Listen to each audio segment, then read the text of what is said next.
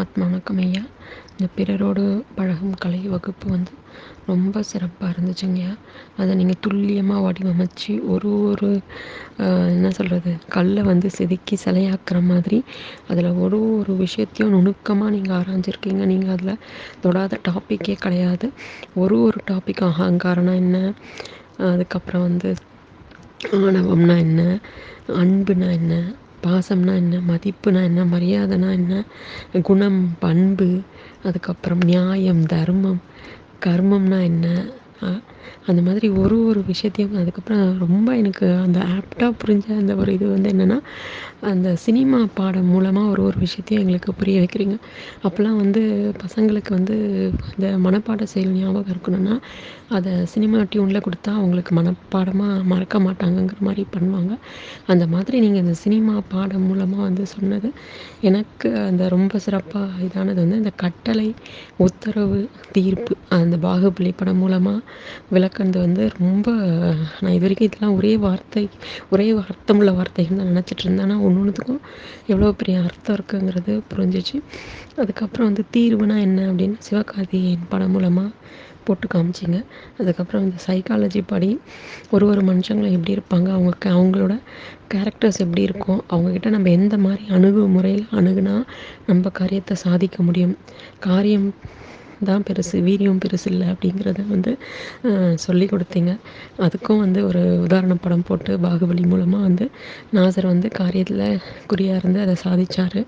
இவங்க தேவசேனா வந்து வீரியம் மட்டுமே பெருசாக வச்சுக்கிட்டு அதை வந்து லூஸ் பண்ணாங்கங்கிற மாதிரி எல்லாமே போட்டு காமிச்சிங்கய்யா. அதுக்கப்புறம் மனித மன இயல்புகளை வந்து ஒரு அனாட்டமி கிளாஸில் ஒரு உடம்பை வந்து எப்படி கூறாக ஆஞ்சி ஒரு செல்லாக கொஞ்சம் ஆஞ்சி சொல்லி தருவாங்களோ அந்த மாதிரி எத்தனை வித மனித இயல்புகள் இருக்குது, நெகட்டிவ் கேரக்டர்ஸ். அதுக்கப்புறம் வந்து மனிதனோட இயல்பு வந்து சுயநலம்தான். அவன் சுயநலமாக இருப்பான், எதிர்மறையான நபர்கள் இருப்பாங்க, நம்பிக்கை துரோகிகள் இருப்பாங்க, அதுக்கப்புறம் நியாயம் இல்லாத நபர்கள் இருப்பாங்க, அப்புறம் நார்சிஸ்ட் பர்சனாலிட்டிஸ் இருப்பாங்கன்ட்டு நீங்கள் டச் பண்ணாத டாப்பிக்குங்கிறது ஒன்று கூட இல்லைங்கய்யா இந்த கிளாஸில்.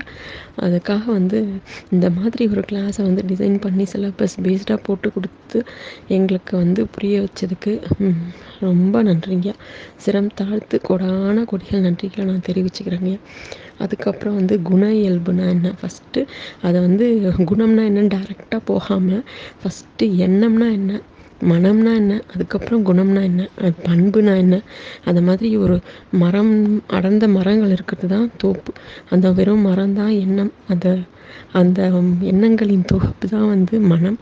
அந்த மனத்துலேருந்து வெளிப்படுற விதம் தான் குணம். அதுதான் நம்ம கேரக்டர் ஆகுது. அந்த கேரக்டர்லேருந்து நம்ம எப்படி நம்ம ஆட்டிடியூடாக வந்து அதை வந்து நம்ம மாற்றிக்கணும். அதாவது கேரக்டரை மாற்றிக்கக்கூடாது, நம்ம ஆட்டிடியூடை பர்சன்ஸ்கிட்ட மாற்றி காட்டணும் அப்படிங்கிறத சொன்னீங்க. அதில் மிக சிறப்பாக சொன்ன விஷயம் வந்து நல்லவனாக இருக்கலாம், ஆனால் நல்லவனாக காட்டிக்க கூடாதுன்னு சொன்னது வந்து நிஜம்யா. அது இந்த காலத்துக்கு அது ரொம்ப தகுந்த வார்த்தை. அதுக்கப்புறம் வந்து உணர்ச்சிகளின் மேலாண்மை. இது வரைக்கும் எத்தனையோ business management studies management studies எத்தனையோ இருக்குது. பிஸ்னஸ் மேனேஜ்மெண்ட், டைம் மேனேஜ்மெண்ட்டு, அதுக்கப்புறம் வந்து இந்த டூரிசம் மேனேஜ்மெண்ட்ஸ்னு என்னென்ன கோர்ஸும் இருக்குது. ஆனால் உணர்ச்சிகளை பற்றி மேனேஜ் பண்ண முடியும். அது நம்ம உணர்ச்சிகளை கையாளுறது மட்டும் இல்லாமல் அடுத்தவங்களோட உணர்ச்சிகளும் நம்ம கையாள முடியும் அப்படிங்கிறது வந்து அந்த எல்கேஜி படம் மூலமாக போட்டு காமிச்சிங்க. நம்ம சொல்கிறத அடுத்தவங்க செய்ய வைக்க முடியும், அடுத்தவன உணர்ச்சிகளை வந்து நம்ம கையாள முடியும், அதில் வெற்றிகளவும் முடியுன்றதை வந்து சொல்லி புரிய வச்சது வந்து ரொம்ப சிறப்புங்க. அதுக்கப்புறம் வந்து என்னோடய வாழ்க்கை அனுபவம் என்னென்னா, ஒருத்தர்கிட்ட பேசுகிற விதம் அதுதான் வந்து நமக்கு வந்து அது எந்த பேட்டர்னில் இருக்குங்கிறத பார்க்கணும். ஃபஸ்ட்டு கொஸ்டின் பேட்டர்னில் இருக்கக்கூடாது, கமாண்டிங் பேட்டர்னில் இருக்கக்கூடாது. அது மாதிரி எவ்வளோ விஷயத்த வந்து நுணுக்கமாக சொல்லி கொடுத்தீங்க. அது மாதிரி யார்கிட்ட பேசினாலும் அவங்க ஈகோவை டச் பண்ணாமல் பேசணும். நயமாக ஒரு இன்முகத்தோட கனிவாக சொன்னால் யார் வேணாலும் கேட்பாங்க. ஒரு கெட்டவனை கூட நல்லவனாக மாற்ற முடியும் அப்படிங்கிறதையும் வந்து நான் புரிஞ்சுக்கிட்டேங்க. நான் வந்து என்னுடைய கணவர்கிட்டயோ பேசும்போது ஏதாவது ஒரு கொஸ்டின் பேட்டர்னில் தான் நான் ஆரம்பிப்பேன். ஏன் இதை வாங்கிட்டு வரலையா, ஏன் இதை செய்யக்கூடாதா, அப்படி தான் நான் கேட்பேன். இனிமேல் வந்து அதை மாற்றி இது செஞ்சுருந்தா நல்லாயிருக்கும், வாங்கிட்டு வந்திருந்தா நல்லாயிருக்கும் அப்படி பேசி வந்து நம்ம காரியத்தை நம்ம சாதிக்கணும். அப்படி நீங்கள் வந்து இதை வந்து போதிக்க மட்டும் இல்லை, சாதிக்கிற வழியில் எங்களுக்கு சொல்லியும் கொடுத்துருக்கீங்கய்யா. இந்த கிளாஸ் ஒரு டைம் அட்டன் பண்ணால் பத்தாது, இப்போ தான் இதை பற்றி தெரிஞ்சிருக்கோம். இதை அறிஞ்சிக்கணும், புரிஞ்சிக்கணும், உணரணும், செயல்படணும். இதை வாழ்க்கை முறையாகவே மாற்றிக்கணுங்கய்யா. இதுதான் வந்து இந்த கிளாஸ்லேருந்து நான் உணர்ந்திருந்தது. அடுத்தவங்க இன்னொரு இது என்னென்னா, இதை வந்து இந்த இளைய தலைமுறைக்கு கொண்டு போய் சேர்த்தா மிக சிறப்பாக அவங்க அவங்க வாழ்க்கையில் வெற்றி பெறத்திற்கு ரொம்ப ஒரு என்ன சொல்கிறது, மிகப்பெரிய சாதனமாக இருக்கும்.